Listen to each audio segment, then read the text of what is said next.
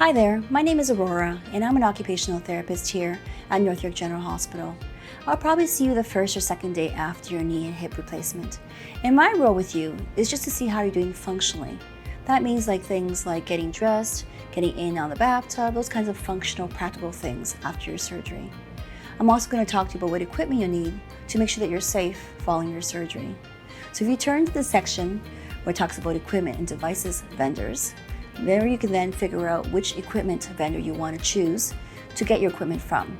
It is your responsibility to get your own equipment. You just have to decide if you want to rent it or buy it. Typically, if you are having a knee replacement, we recommend that you have equipment for about a month.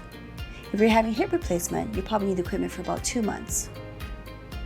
It's really up to you again if you want to buy it or rent it. And for those that may have medical insurance coverage, extra health benefits, you can always call your insurer before you come in and ask them what your policy is. Then you can determine if you want to rent or buy the equipment.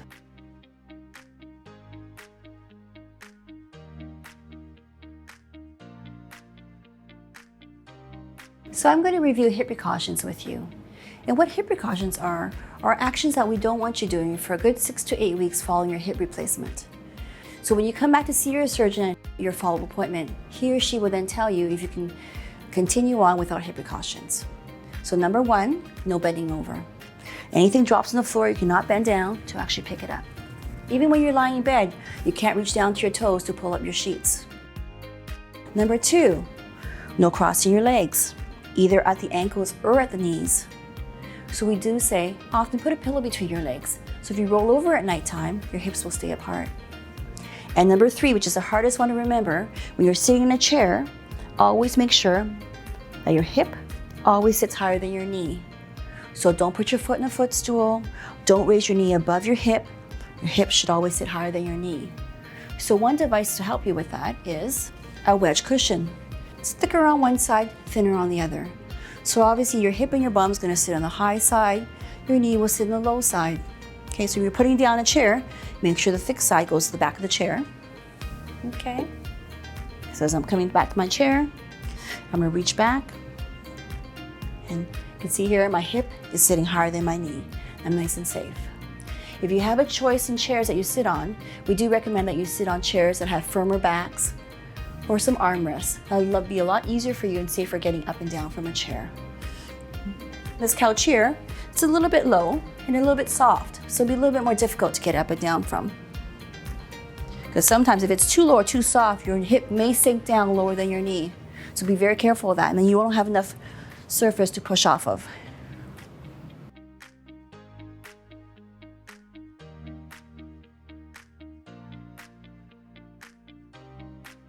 So first piece of equipment that I brought in here is a raised toilet seat.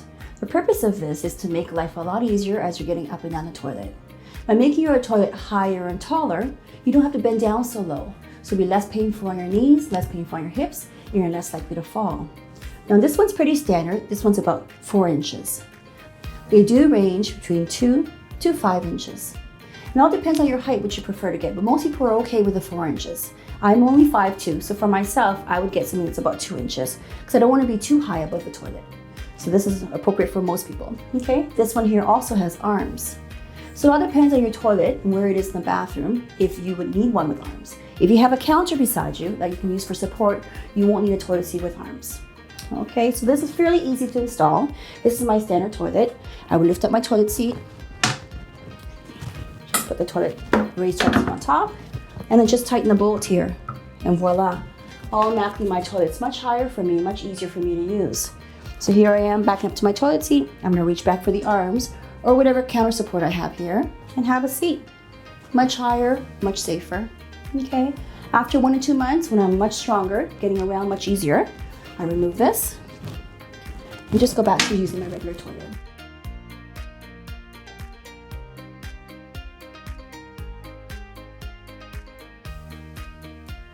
If you have a shower stall at home, it's much easier for you to get in and out because you just have a small step to deal with.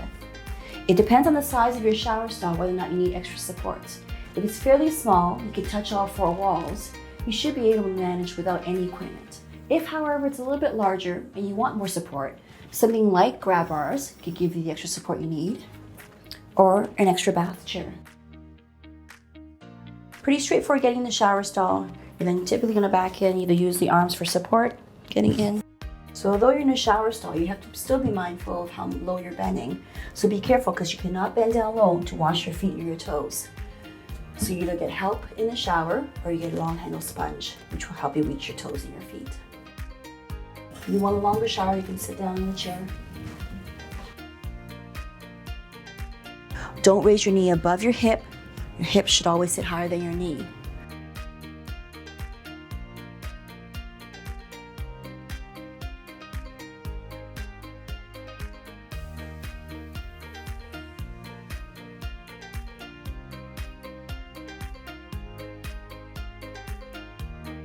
So one thing you need to realize is when you have hip precautions, one thing you cannot do after hip replacement is go into the bathtub like this.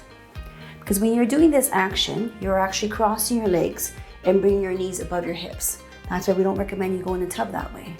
So for that reason, we recommend you use a bath transfer bench, just like this one here.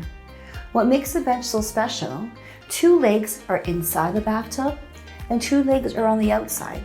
So you come along to your bathtub, you're gonna back in and have a seat on the bench. And once you're on the bench, you're safe. So all you're doing now is just sliding your bum in, swinging your legs in, and then you're in. Now you're safely in the bathtub. So either sit down for your shower, or if you like, you can even stand up for your shower as well. And when you're ready to come out, sit back down, swing your legs across, and then you're ready to come out. And there you are.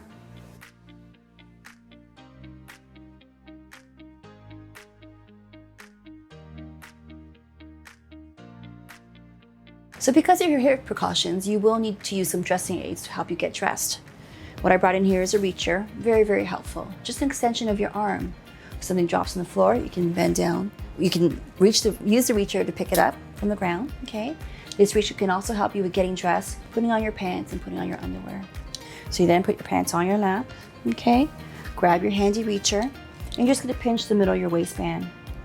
You can't bend down to reach your feet, so at least then you drop the pants down to your foot. And then once you can reach with this hand, you let go of the reacher. And there you are. Once the operator's leg is dressed, this one here you can easily bend and twist, get into your pants, okay? Once both legs are in the pants, that's when you then stand up and pull up your pants, okay? You're being safe the whole entire time. Time to take them off. You're gonna push it off with the reacher as far as you can, all the way down. You can just pick this up off from the ground. Another great tool that I brought in here is a sock aid, and this will help you put on your socks. I've got my sock and I've got my sock aid. I take the sock aid, okay, put the sock on the sock aid, wiggle it through, all the way through. Here's the toe, here's the heel. Then sitting on my chair, sitting on my bed, I put the sock aid on the floor, okay? Wiggle my operated foot in. And once it's there, I then pull the strings. And voila, okay? You can then use the reacher to straighten up your sock. You can use the reacher to also take your sock off.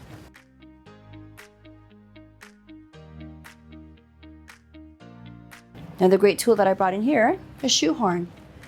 So please be mindful of the shoes that you're wearing to the hospital, that you bring to the hospital. Make sure they're a little bit looser, whether it be runners or whether it be sandals. Make sure you have a nice strap behind the heel to help you support. And there you are.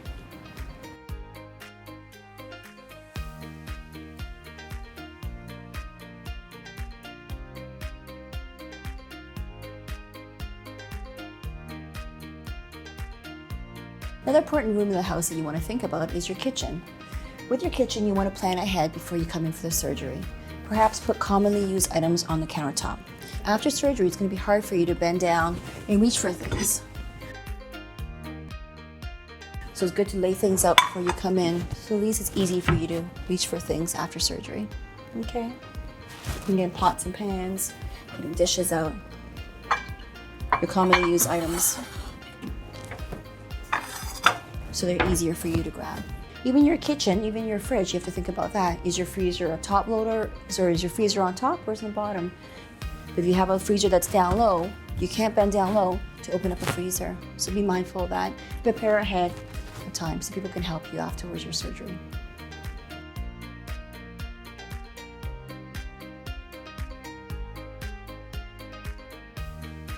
So you also have to be mindful of your laundry facility as well, your washer and dryer. Is it a top loader? Is it a front loader? That really determines what you can do. Because you can reach in to get this stuff here, but you can't bend over to get things that are quite low. It's going to be difficult for you. So arrange for help afterwards.